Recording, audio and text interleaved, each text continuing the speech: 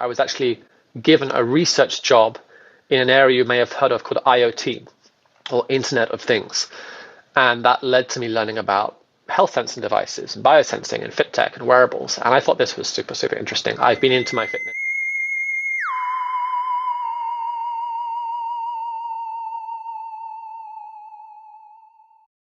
Hello and welcome to Japan Expert Insights and our Wednesday morning room with Tim Sullivan and me, Maya Matsuoka, as your hosts and moderators. In this podcast, you can find us at japanexpertinsights.com and our YouTube channel, where we upload all the conversations on Japanese politics, business insights, and Japan's role in the Indo-Pacific region. Good morning, Daniel. Thank you for coming. So we're really looking forward to your talk this morning.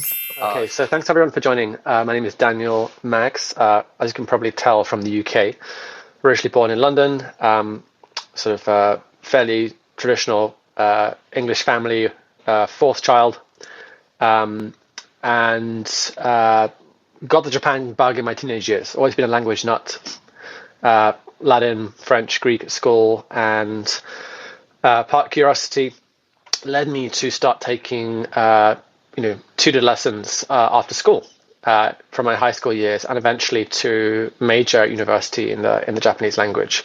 And I always have known from that time that I wanted at some point to live and work in Japan. I'm definitely here for the long term. And at that time, I was very set on being a lawyer in Japan. I was sort of, very much into history and writing, and I went to law school. I got my law degree, and I started working in a international law firm with an office in Japan. And during that time, I was very focused on, I want to be a great lawyer. I want to build my future legal career. So I started doing two things. One was learning about business, because good lawyers understand business. That's what I was thinking. And the second was that I started to network, because I thought, well, good to be a partner, you need to be able to bring in clients. You need to own the client relationship. So I started networking outside of the law firm. And that led to a couple of things happening. One is that I realized that the networking that was really important was not outside the law firm, but in the law firm, especially a large law firm. Being close to my seniors and getting close to the partners, and that I was actually much more interested in the business than the law. And my supervisor picked up this very quickly, and it led to me starting to shift away from the law. I had a very good friend at the time, still is, who was doing a kind of business on the side. And I never see myself, historically as a entrepreneur by background. If anything, I'm a twice born person, as you might say. But I was really curious and then really wanted to become an entrepreneur. It wasn't like I've been selling things, since a young age, or I was actually very focused on the professional services careers. And until now, it's 11 years ago, I stepped out of the front of the law firm office, having, finished my 2-year training and started that path towards entrepreneurship. I was unemployed for about half a year. I was trying to get into investment banking because I thought, well, I was half toying with finance, but also it's quite a good bridge from a legal background to do in terms of next steps. And you can't really go from law direct into business career unless you can do an MBA. And I couldn't pass the GMAT. My maths was too bad at the time. And that led to me joining a boutique investment bank because I couldn't get into Goldman Sachs. But actually, it was a saving grace because I ended up working on only tech deals for growth stage businesses rather than these huge oil and gas projects and project finance transactions.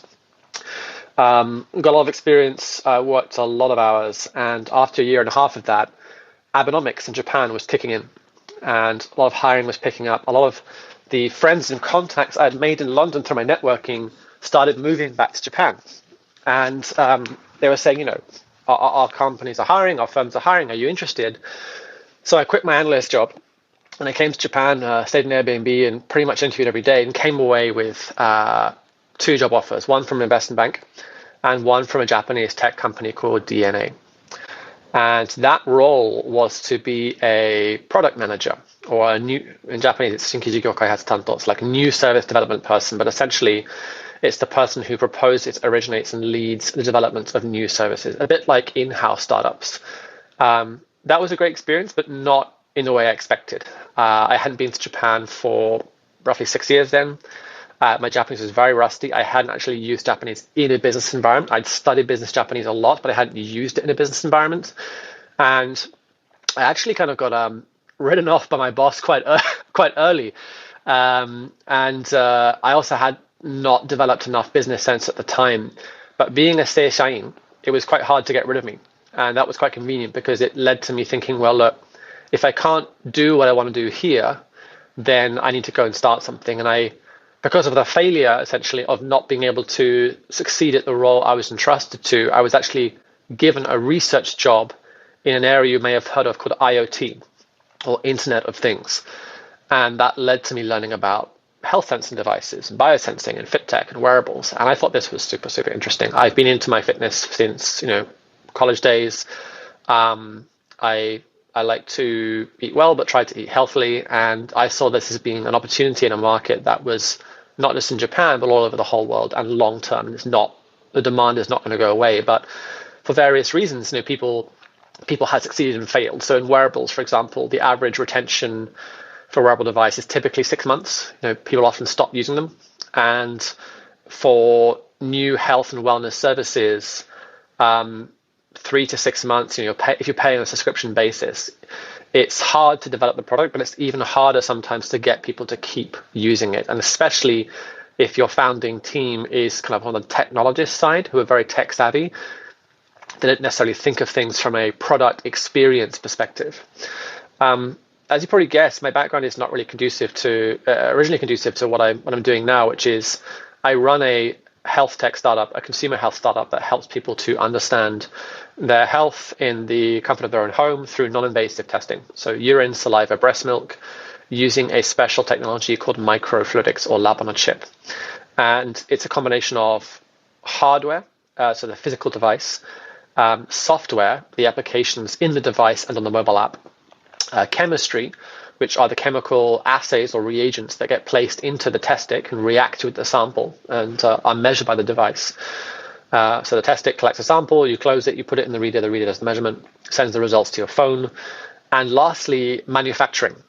So we've also had developed new manufacturing techniques because there is not an off-the-shelf manufacturing process for the most important part of the product, which is the test stick. So that's quite a handful, I would say, and I would recommend anyone thinking of doing a startup to think very carefully about which kind they start. So 2016, I was coming to the end of my time at DNA. I had been researching on the side about initially elderly care. We know, of course, in Japan we have an aging society, that there's a lack of caregivers, for example. We know that if people are sick, there are very large medical costs, and that, statistically, most of our medical costs are incurred in our old age. And initially I was thinking I want to do something in this area of monitoring vital signs and helping people live healthy for longer. But the area I was looking at was very crowded in that there were some strong startups outside Japan and a lot of attention focused on it. And really the question I asked myself is, what is the valuable startup that no one is building and why, right? There's a book called 0 to 1. If anyone's interested in kind of startup books, 0 to 1 by Peter Thiel is a really interesting book about thinking about startup opportunities. And, you're trying to find an opportunity that either hasn't been done before or hasn't been done before in a certain way that would make it successful. And that requires spending a lot of time learning about the market, who the customers are, what people use, what they've stopped using, and also about the technology as well. And I happened to have a chance meeting through all these research and discovery. I sat down with a professor at Tokyo University who was talking about smart toilets. And I thought this is very interesting. And I asked myself, why hasn't anyone made something like this work, right? The idea was raised 20 years ago at the side of this health sensing toilet at home. And that took me down this path towards at-home urine testing, in our case, using a portable device. That was really when BISU as a company really started to take shape. I can answer any questions at this stage now, or I can continue kind of on how we started the company and went from there. Do you have any preference? You mentioned manufacturing. So this is being manufactured under your company, or is it being outsourced? So unless you build a whole manufacturing plant yourself, you're going to have to work with an external manufacturer. You can have your own factory or your own warehouse, but have someone else manufacture it. In this case, we have external manufacturers with using their factory, but when we develop new technologies together, we pay, they make, and we own the IP, and they have a license to use it for, say, non-competitive applications.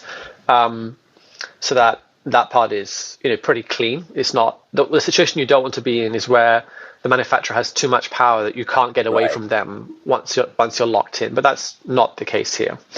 I think manufacturing is quite specific. So maybe I'll let you talk now, if that's okay, about the process of actually creating the company and finding the co-founders and kind of, as I said, the lessons and we learned along that way before we get into like the details maybe of that manufacturing side. Sure. Is that okay? Great. Yeah, please. So, when I realized that I wanted to create a company in that space, in an area, I created basically an advert. I created a presentation saying, I'm Daniel, I've done this, I'm looking to start a company in this space, I'm looking for a co-founder. And I essentially asked my friends, please send this presentation around and see what comes back. It wasn't like I was working at Google and I had this co-worker and we sit late at night plotting to like, take over the world, and then we came up this, we started something in our garage and so on. It was much more intentional, for better or for worse. But I did find someone, and through a friend, and we created the company initially part-time back in 2015, and then we were full-time from 2017. And as you may know, in Japan, if you're running a company, you need to have what's called a manager investor visa. You have to change your visa status. So I came in on a humanities visa, like an international skills, whatever it's called. And I still had a number of years to go. And if you get a manager investor visa here, you will have 1 year initially, and hopefully it will be renewed. And I understand if you're losing money, you can get it renewed generally for 3 years, maybe longer. But the development cycle for what we're building is very long compared to most hardware startups. It's a bit like, a biotech in Boston will be in R&D for 6 to 8 years, finish, and then get acquired by a pharma. It's like that level of tech development, but it's for the consumer market, which is a tall order. I wanted to keep working and earning money, bootstrapping while working on this idea. So I was working as a translator at the time, so technical translation. And I actually created a company in the US, but run from Japan. And what this meant is that I could have a corporate vehicle that we could spend money through, that it could own the IP we created, but was not officially existing in Japan yet and didn't create any visa issues. So that made things a lot smoother at first. The other thing is, if you are a foreigner running a Japanese company in Japan, a big question is, how long is your visa? How long will you be staying around for? If someone's thinking of entering into a contract with you and they see like a 1 year visa, right? This can be an issue. And also, if you are pre-revenue, you're basically a loss-making startup. So if you're going for an office lease or something like that, people are going to come and ask you for 12-month deposit, personal guarantees, that kind of stuff. So we use a structure where we had a US company, or we use a structure where we have a US company and a Japanese subsidiary. And that enables the US company to pay the Japanese company to do work for it. And the Japanese company is always profitable. So that creates a structure where on paper, I can honestly take my accounts to anyone in Japan and say, hey, look, we're BISU in Japan. We are a growing company. We have revenue. We do have revenue. I mean, it's real revenue for accounting purposes, but it's not real from a business perspective, and no questions are asked. And that solves a lot of problems. Yes, you have some costs from running that. You have to have, accountants on both sides, but I would say it's totally worth it. And also, again, not wanting to get too technical here, but maybe interesting. If you run this structure of having a US company, the Japanese subsidiary, in Japan, you pay two kinds of consumption tax, right? So you pay consumption tax on your expenses, but you receive consumption tax on your revenue when you bill someone. And if you don't have any revenue, but you have only expenses, you can claim the consumption tax back. So every year we get a rebate in Japan that basically covers the cost of doing business in Japan. So it turns out to be like a completely free structure. We have to wait until May to get the money, but that's really neat way of doing it. So 2015 to 16, we were part-time. We went through this accelerator program called Hacks, and that was really the moment that we started to get serious, because until then we were trying to raise money. I don't think we knew how to really present the opportunity, how to describe the company properly, how to get investors excited. And Hacks, or SOSV is the investment fund. Hacks is the accelerator. It's a global accelerator program focused specifically on hardware, invested in us, and that really got us on the road. We went full-time. We quit our jobs, and after spending 3 months in China, in Shenzhen, we moved into a co-working facility in Akihabara, again for hardware startups, called DMM.make.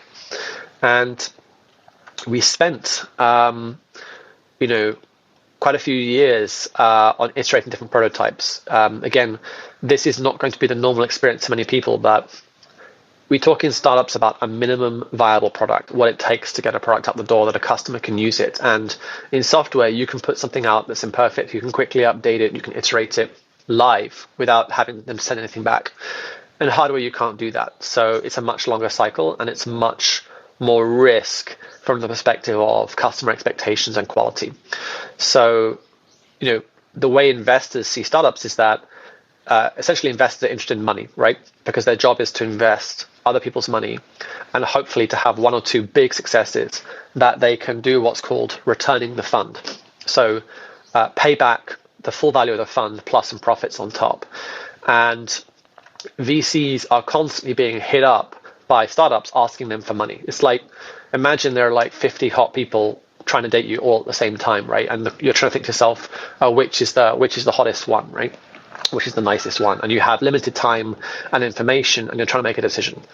You might trust the person who is a close friend who you've known for a long time, who introduces someone and they can vouch for their personality, for example. It's a bit like that with startups. Like, there is so much information coming at VCs that very often VCs will rely on these intro relationships just to simplify the process of choosing who to invest in, unless they are a domain expert and really understand the market and technology, which generally VCs are operating from a higher level than the founder who's in the trench with the product and will have an insight about the products in the market that typically the VC doesn't have, unless they're a really good VC who's built a product before or built a business before.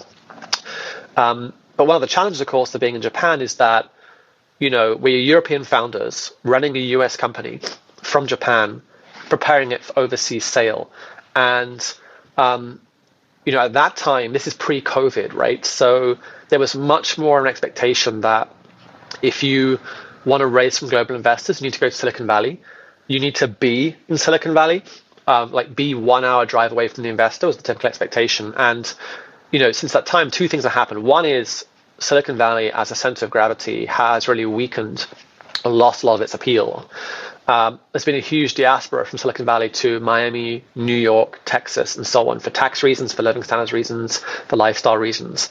And then with COVID, that's meant that people are much more comfortable with the idea of working remotely and also investing remotely.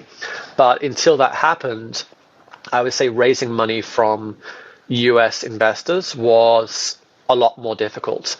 But we were fortunate because our first investor, a mixture of sort of more Europeans, but some Americans with a US presence, had that global perspective. So if someone's thinking of starting a business in Japan and thinking about fundraising, it's really important to think about, where is the market for my product? Hopefully it's both inside and outside Japan. Where is the market for my shares? And generally they're the same thing. So if your market is only in Japan, generally speaking, you're not going to raise from global investors in the US unless it happens to be, say, a Japan-focused fund. And also, where is the right talent to build this business? So in our case, we have hardware design, product design, manufacturing in Japan, and we have software design and engineering in the US. And that's a very conscious choice. Because generally speaking, the level of quality and experience of software engineers in the US is higher than Japan. It's not always. I mean, how can I say, in the early stages, you don't need a lot of people. You just need a few really good people. But as you scale the business, it's much easier to scale a software team if you can hire them remotely and globally than it is to hire them, domestically necessarily. But you also have to think about team culture, right? So one of the struggles that we had is, how do you build a cohesive team culture when, they have a core of the team in Tokyo, and then you have some remote members who may or may not feel a part of the team. And for me, a lot of this journey has been learning how to deal with ambiguity, to deal with not having one correct answer, and sometimes just trying to find the best compromise in a difficult situation. That's challenging, but I've learned to live with it more over time and to manage my own stress. I say a lot of the challenge of a startup is managing your own feelings about a situation in which you often don't know the answer and trying to find the best way through. We raised the first capital in 2007. We got, from a VC fund that does what's called a pre-seed check, right? So when you raise money, typically the first money you'll raise is sometimes called friends and family. Just a hint, don't raise money from your friends and family unless they happen to be like wealthy and don't need the money. I strongly recommend you don't do it. I haven't done it, but I can't see anything good coming of that. Focus on having a job, taking your time to understand what is the market you're building for, what is the real need you're building for. Are you building the right product? And also, do you have the right team to build that? So one mistake I made was incorporating the company too early on. And incorporating means that you are splitting the equity with the shares with your co-founders, right? So I've lost one co-founder. This is actually a very common situation in startups, that say there are two, three, or four founders at the start. It's very common that they don't all continue together. And when I say continue, you should be thinking of startups like a 7 to 10 year journey. If you're lucky, it will be 4 years. And typically when you get shares, they will vest. So you'll get to keep them fully after 4 years. But generally speaking, the journey is longer. So you're looking for people, one, who are willing to commit to that length of time, who just have a high level of intensity and stickability, but also have self-awareness and some flexibility. So if someone is highly stickable, but doesn't have a high level of skill, you're going to have a substandard product. But if they have a high level of skill but not enough motivation, you're also going to have a substandard product. And in my case, I didn't understand in the early stages who was the right person to build the product. And it turned out that our head of hardware was the right person, and my CTO, who was my first co-founder, was not. So my first co-founder stepped down, and the head of hardware became the CTO. But again, the people who are the right people to run the company in the beginning very often are not the right people to continue later on. So for example, my CTO is a great person. He's a very talented engineer, but I think he would struggle to cope in a large organization. We're a team of about 12 right now, including part-timers. So 7 full-time, 5 part-time. And I think as the company goes to the next stage of growing larger or maybe one day being another organization, he might feel more comfortable transitioning into a different kind of role, maybe a chief science officer or a head of technology. But when you start out, these things are not necessarily clear. So I'd highly recommend taking time to date. One thing you can do, which we should have done at the start, is to sign something called a founders agreement. So it's not incorporating the company, but the founders agreement said, look, we say Jane and John, we are the future co-founders of a startup, and we are working together to try and build that startup, find the customers, find the team, and we agree that we will work together, in a spirit of basically behave ourselves, mutual trust and sincerity, to fairly divide the equity between us according to our contributions. But we're not incorporating yet. But if someone makes something, they can't just run off with it and not share it with someone else. So it creates some guardrails, but it also sets the expectation that no one is going to have an easy ride or automatically get certain privileges, because the reality is that startups are very, very difficult, and you should really want to do this. Don't do it because it seems kind of interesting. Like, a startup is a vehicle to build a very specific kind of company, which is, having a chance to build $1 billion business in 7 to 10 years. That's the definition from an investor standpoint. And if that's not your goal, you should be raising money from VCs, raise from angels, bootstrap. that's also a fantastic business. There's nothing better about startups whatsoever. And if you can avoid raising VC, I highly recommend you do, because it creates certain pressures and expectations that it will be worse for you if your business doesn't have a chance of meeting those. So that's something to bear in mind. How can I add to this? So we raised money in 2017. I've talked about the challenges of hiring. Actually, on a related note, so yes, founders agreement first, don't incorporate straight away. Take your time to get to know people, work with them as a contractor first, do some kind of project with them. So what we did is, at the start, when we basically had limited money, we said, work with us on this project.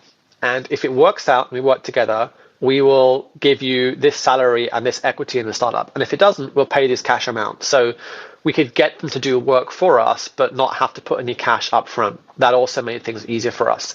So definitely having a good lawyer is a really good investment. One thing that really helped me is that I actually am a lawyer by background. So a lot of these structures I was able to come up with myself, but being creative about how you think about doing business can really, really help you.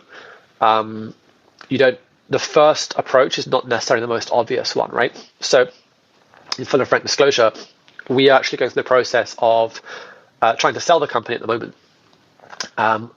Very tough fundraising environment. And we also have some companies that are confirmed interested. So really it's a question of, can we agree on terms? And, ideally you want the whole company to be bought, say, in cash, right? And if you're not interested in continuing, you say, buy me out 100%, I want to walk away. That's not what we want here. We actually want to stay involved and support the launch of the product. So, it's not sell and walk away. But the two main candidate companies are actually startups like us. And they have decent funding, but they don't have a lot of money. So one way it can work is that the company can be bought for a very low sum of money, but the company can at the same time pay more compensation to you. So you can end up with the money you're originally hoping to get from a full sale, but it's actually two transactions happening at the same time. So you might think, well, isn't that bad for your investors, right? Because the investors are backing you and they supported you and gave you money and they want to succeed. And if they don't get paid, isn't that a really bad outcome? Yes and no. So, if someone's investing money in you and they can't afford to lose that money, that's kind of their problem, right? Because they should be making at least 10 investments, if they're an angel as well, at least 10 investments, and aiming to get at least one to be a success. If they're not doing that, they're a tourist investor. That's the reality. Because statistically, that's how the numbers work out. And if they're a VC, unless you're a big success, you're already a failure from their fund perspective. You are not a failure, but you have to think of it that they don't make money by having some startups do okay or just return the fund. They make money by some startups being a big success. So in this situation, it's not great for the investors, but again, they get to say, okay, our startup had an exit. That's like a tick on their CV, so to speak. And they have a founder who learned some lessons and might be a better investment the next time around. Many investors will take that long-term approach. So again, become a situation, okay, we can't sell the company for this amount that we need.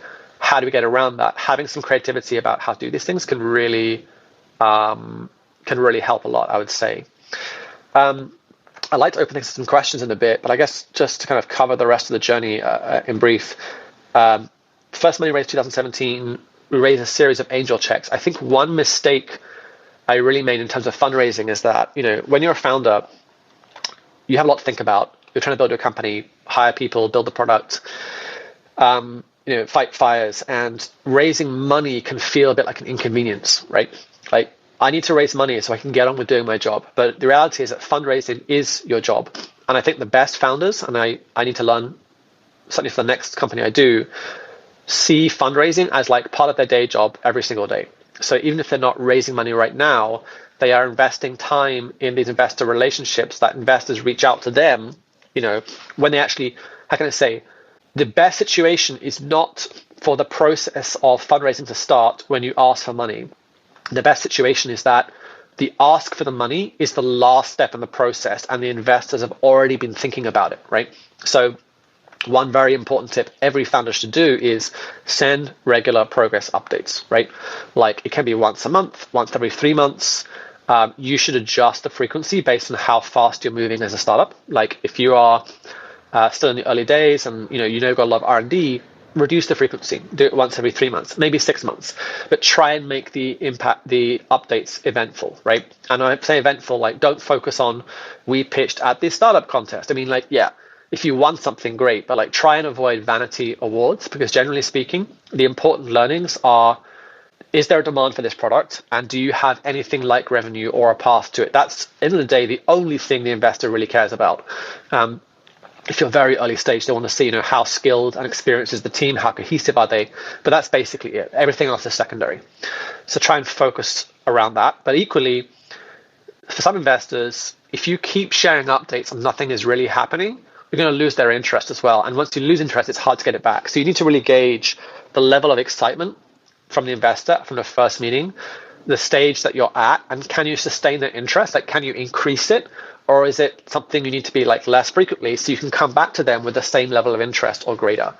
And be strategic about it. So when you think about customers, we talk about early adopters, early majority and late majority. So early adopters are like the first people who are going to pay for your product. Early majority are the people who are going to buy once they see that a significant group of other people is using it and that it has an established quality. Like early adopters are willing to pay for suboptimal quality. Early majority are not, and they're more price sensitive. And then late majority is like, yeah, once there's a discount or once everyone else is using it, I'll use it. And then the last group is like, I'll never use it because it's just not for me. So that's how we think about customers, right? So in my case, a marathon runner might be an early adopter, but a health conscious, man or woman in their late 30s, who's just had a baby, for example, and is thinking about their own health, their own mortality, maybe a early majority customer, for example. We see that difference. But the same thing applies with fundraising. So fundraising is also a market of buyers and sellers, right? You are a seller of your shares, and you are competing with other sellers of shares, other startups, right? You're competing with other products. Your share is a product, essentially, that you're trying to persuade an investor to buy. And they are also in the market, and they're selling their money, and they're selling their brand, and they're selling the promise of how they can make it easier for you to raise money or from other investors, and also just having cash, right? So you need to think about the product you're building. Think about the market that's addressing. Think about what kind of investors invest in that kind of company. So let's say, for example, you're investing in your AI software startup, right? Why is this good?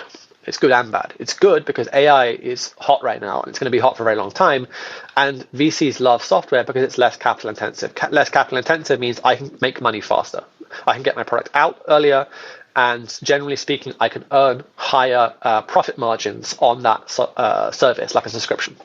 Why is it bad? Because it's easy to get it out the door. There are a hell of a lot of other startups also getting products out the door. It's a noisier market, right?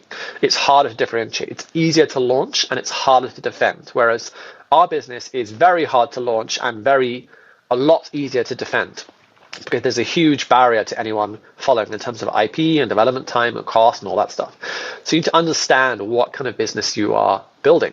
So AI startup, most investors right now are interested in AI software startups, especially if it's what's called SaaS, which is subscription as a service. So customer pays, say, a monthly fee, and then the longer the period they subscribe for and the more users who use it, the more you pay. So it's like pay as you eat, right? Pay as you go. So your base of investors you can raise money from is probably very large, but the base of competition you're trying to differentiate for is also very large. Whereas in our case, there are very, very few. I would say, I know this space well now, and I would say we are probably one of the very few startups in the world that's making this particular product, because it's very hard to develop. And that's great because, we have something really unique and special, and people get why the product is valuable. But from a fundraising perspective, it's like, well, where is your traction? Where is your revenue? Where are your customers? Because I have to explain to them why it's not a bad thing that we have to build custom manufacturing in order to be able to sell the product. But from a VC perspective, it's like, I get it, but unless I have a strong focus on hardware, deep tech, hard tech, I'm going to choose the startup that is already in the market with a different service making money, because my priority is not to invest in hardware. My priority is to return my fund and make money.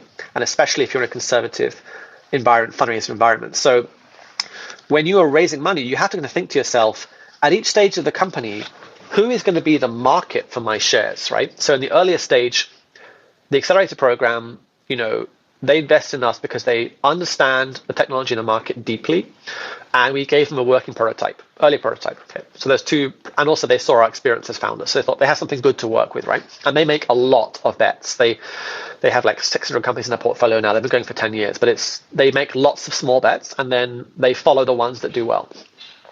And then the first investor we got after that was an angel investor. That means he's a diabetic. So we are a behavioral health company. We do nutrition testing, hormone testing, and for him, he has an immediate personal connection with the product. So he knows instantly why someone would use the product, and it relates to his own need. So he's already sold from the beginning, and he's not investing a lot of money, but a lot of angels, when they invest, they are doing it because there are several types of angels, right? So there's some angels who are like professional angels, and they will do like 10 investments a year or every 2 years, and they are disciplined. They're focusing on returns, and they probably have sold at least a couple of one or two businesses before. Like those are like the real deal, and they're not a lot of them, but there are more in the US than Japan, but they exist, and those people are pretty savvy. And then there are people who are maybe do fewer deals or invest less money per deal, and they've put some money away into a pension fund, and they are partly doing it for financial return, but they're partly doing it because they kind of done their time as a startup founder.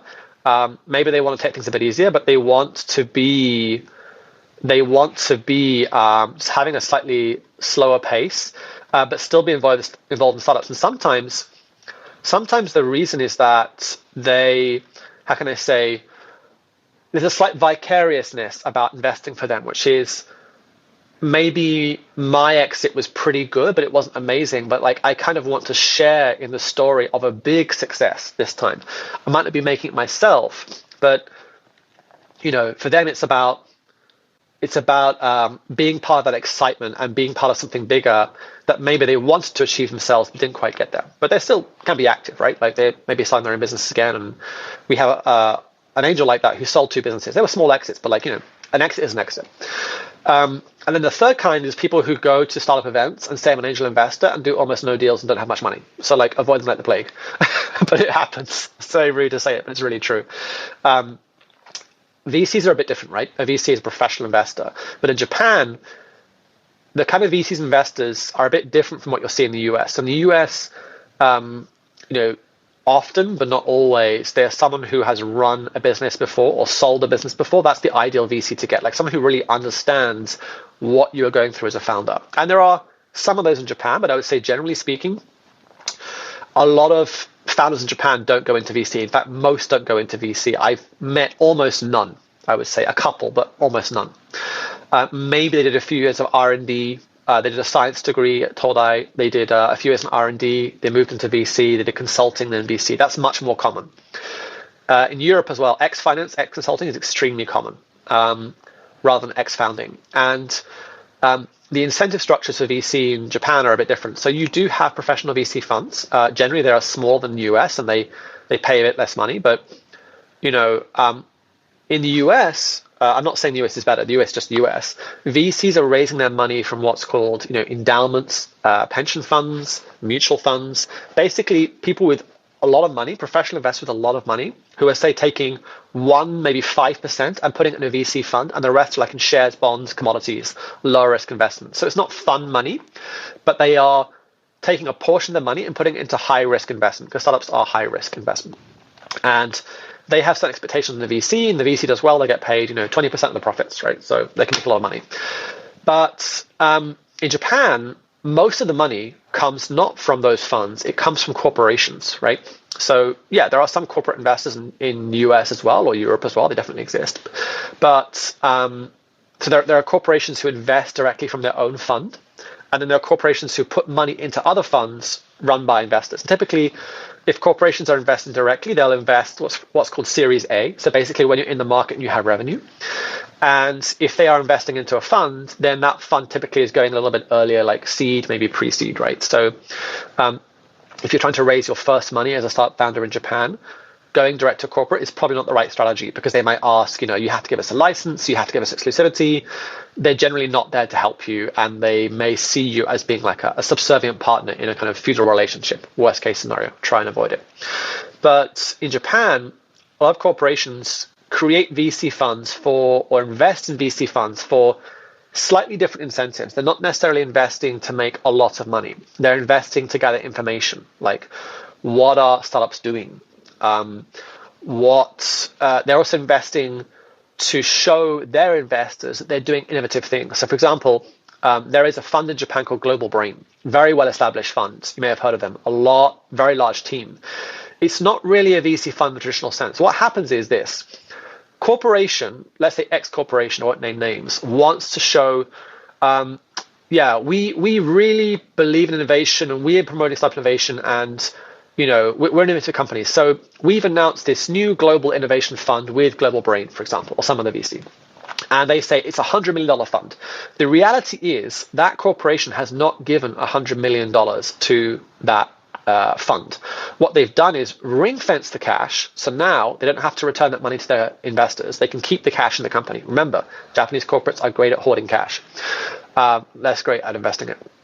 And I mean, there are obviously exceptions, but it's a trend for sure. And the investment fund gets to charge their management fee on that 100 million, even though it hasn't been received. So they can earn, say, $1-2 million a year for finding interesting startups for this corporation. Corporation gets to, visit the startup, create some report, file it with their boss. We are collaborating, discussing, working with interesting startups, but there's no performance requirement, right? So it's like a win-win. You get a big PR effect from a small amount of cash. You might do some deals, you might not do. So you need to understand, what kind of fund are you dealing with here? What are the incentives for them to invest? Try not to waste your time with funds that are not worth your time. And those are lessons we learned, over time for sure. And also, do not share early prototypes, physical or software, with corporations if you're not already with customers in the market, right? Because the reality is that most corporations in Japan are reluctant acquirers. The traditional culture here is that successful startups IPO, and M&A is not a failure, it depends on the amount, but generally speaking, people see IPO as the successful outcome. And, the internal culture and pride of the engineering teams at many of these companies means that they don't really want to accept and pay for external technologies. They want to learn. They will say on paper that they're looking to collaborate with startups, but in reality, they want to learn and try and do it themselves. So again, I would assume in your early years, if you create a company in Japan, assume most corporations are a waste of time, and then be pleasantly surprised if the opposite proves. Generally speaking, you are not going to be surprised on the upside. So focus on customers, focus on finding the right team members, dating, not marrying straight up, get to know them, do a consulting project on the side, sign a founders agreement. Don't be in a hurry to raise investor money. Take your time. Make sure you have the right investors. Once you raise that first investment check and go full time, the clock is ticking, and trust me, your stress is a lot higher. Sorry, Daniel. Yeah. I'm asking. Hey, I'm sorry to interrupt, but I'm just wondering if I'm the only one who got confused about your comment you just made. Sure. I thought you said, okay. So earlier you said don't get funding from your parents or relatives unless they're loaded. Okay, I get that, right? But but you're saying though, don't go to VCs or any angels too soon. Is that the reason? It's because you have to give up your equity? No. So you think about this, when you raise money. So when you raise money, if you're doing a tech startup, you should definitely go to angels and VCs. So I'm not saying don't go to them, but there are a few things to bear in mind. Firstly, you have to think about, is my company that I'm trying to build the kind of company that can attract VC funding, which means it needs to have a large enough market that it could become worth, say, $1 billion in 7 to 10 years' time, or 5 to 10 years' time. And that basically means you need, in this market, at least $200 million of revenue a year to do that now. Maybe more, because valuation expectations are coming down because interest rates are going up, right? So you need to understand the size of the market. And when you calculate your market size, don't look at these bullshit marketing reports like, by 2030, the global wellness market will be worth $3 trillion. And you go to investors and say, our market is $3 trillion. No one's going to take you seriously. You need to do what's called a bottom-up calculation, which is how many people in this country exist that actually use this kind of product or would or could potentially use it? And then what is the expectation, how much they will pay? What are they actually paying for these kind of services? Have a really carefully considered approach. If you're not sure how to put that analysis together, reach out to me. I will show you. There are very good examples I can give you.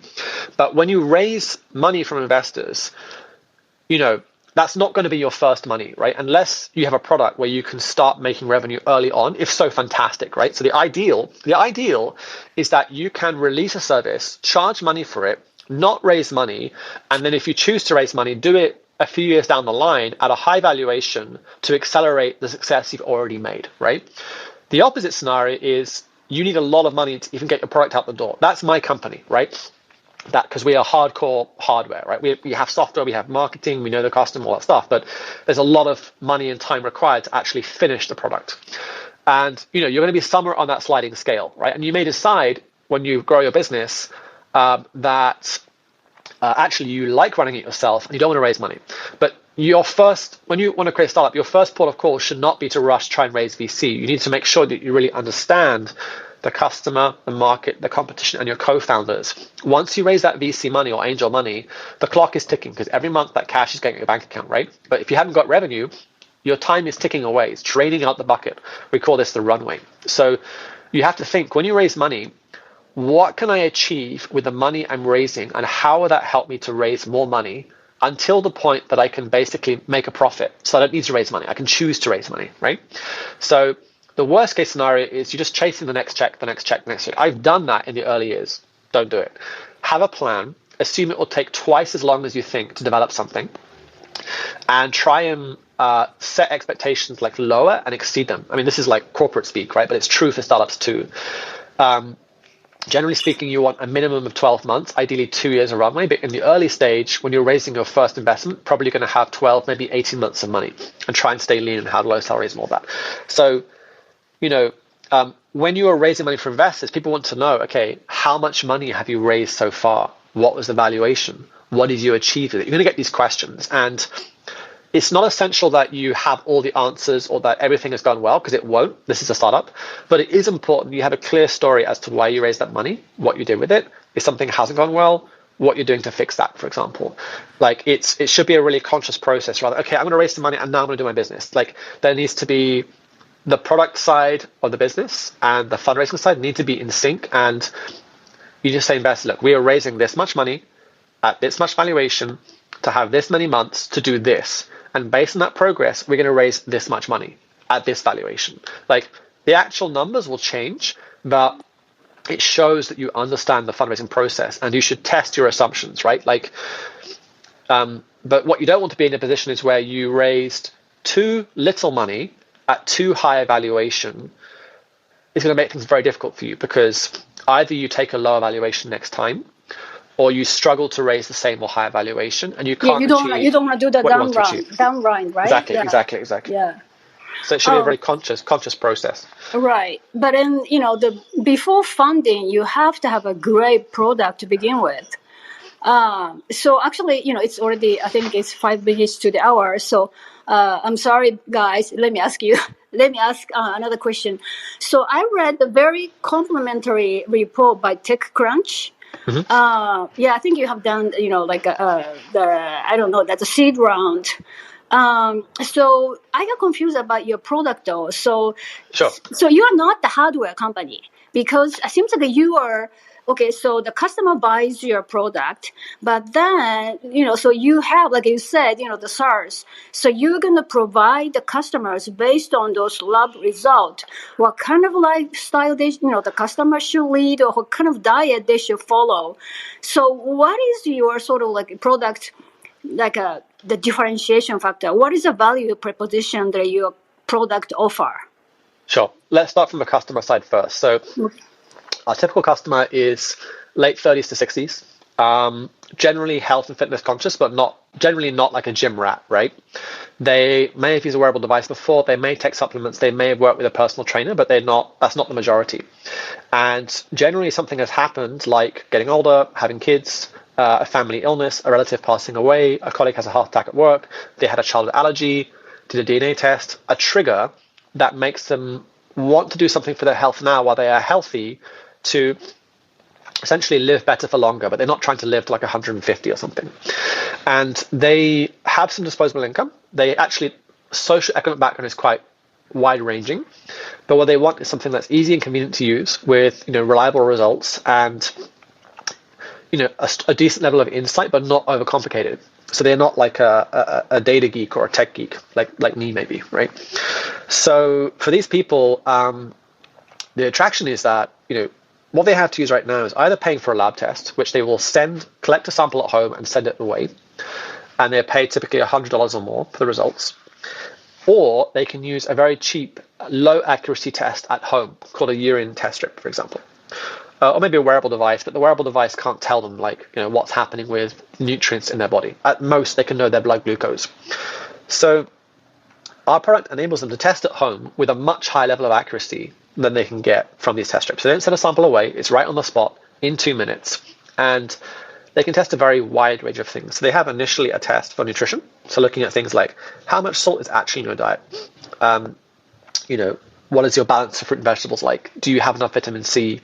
Enough magnesium, for example, things that will affect your sleep, your skin quality, how stressed you feel, that kind of stuff. But a test for pets, cats and dogs, babies, pregnancy, fertility, and so on. And it's a platform for their health.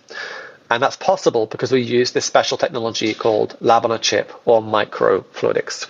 So that's the hardware differentiation. And then on the software side, it's designed to be, we have quite a lot of personalization around. You can have the results in simple form or detailed form. We also customize based on their dietary preferences, allergies, and so on. And there is a communication aspect where they can share their timeline. It's like a private feed with someone they trust and have a conversation around their results, like a doctor, vet, personal trainer, and so on. So one of our insights from our customer discovery was that many people who start and continue new health habits don't do it alone. They do it as part of some kind of program or with the help of someone else. So we designed the service to fit into that context. And you have a patent on your hardware? Yeah, of course. Yeah, we have multiple patents. Okay, all right, great. Thank you so much. It's been a very interesting story you have. Oh, welcome. Thanks for having me. Thanks for having me join. Yeah, thank you so much, Daniel, for such a detailed breakdown of your journey. I know a lot of people really found it interesting. I sure did. Again, thank you very much for coming. And also, I certainly hope that we'll continue these conversations here in Clubhouse. And, this is just, this call has been packed with knowledge, and thank you so much for sharing it. I'll just say very briefly before we wrap up, I am actually planning some things around what you said about courses and learning about running and starting a startup in Japan. And if masterclass, right? Yes. Yeah. I'm thinking of doing that for Japanese entrepreneurship with some relevant content. Maybe a book one day, we'll see. But I need to get to the next phase of my journey. I'm trying to get this deal done. Hopefully, we can find a good buyer, and then I want to spend some time, condensing that journey, and hopefully it'll be valuable to other people. So if anyone's listening who really has questions about, unresolved questions about how stuff in Japan, things they want to know, please reach out to me. I'd be very happy to talk with you. Any learnings you can share will help me to put something really good together that hopefully will be beneficial to you as well. Thank you. If there is any way we can help you with that, just let us know. Very kind of you. Thank you. Yes. Okay, great. So thank you, Tim. Thank you for assuming the leading role today. So I apologize for being absent. And that's all. We are going to be here once again on Sunday morning with the Japanese Politics Room, and then next week again at 8 o'clock on Wednesday. So join us, be with us, and thank you very much. Have a great day.